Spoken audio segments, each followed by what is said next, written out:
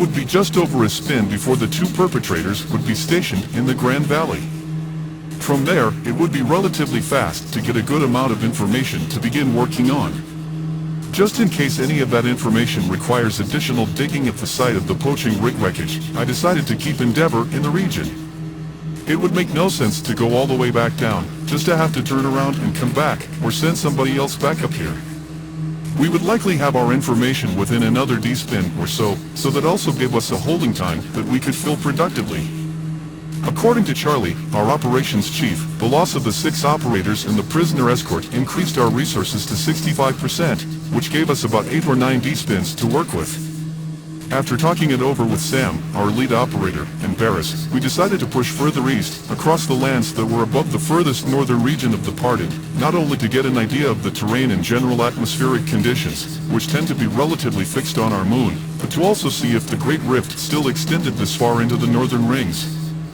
We would be limited to how much peripheral exploring we could do, as I did not want to send scouts too far away in such a questionable environment. There were obviously magmars up here, and considerable ones, if they took out all the lithium in a large hover ship almost immediately. If there were crown saws up here that were any larger than what we've seen occur in the more stable central rings, they would tear a ship as small as the Scout into pieces.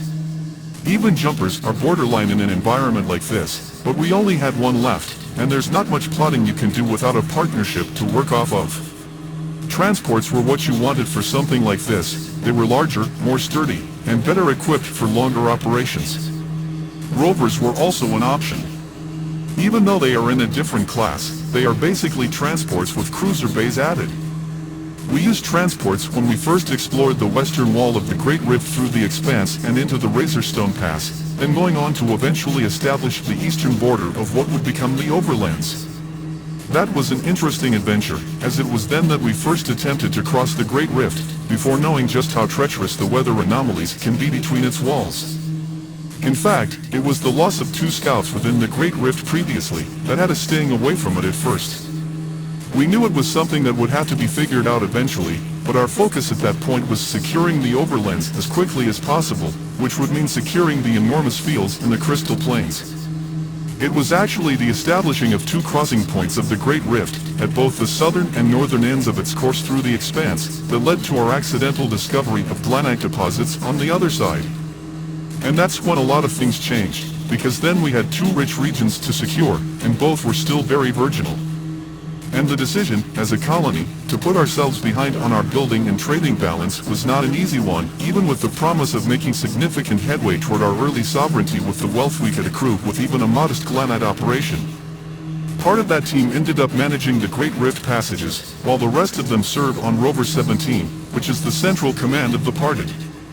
The fact that the Guardians, who are managing critical contact points in that region, were part of the original explorers has proven to make the growth in that region both faster and smoother.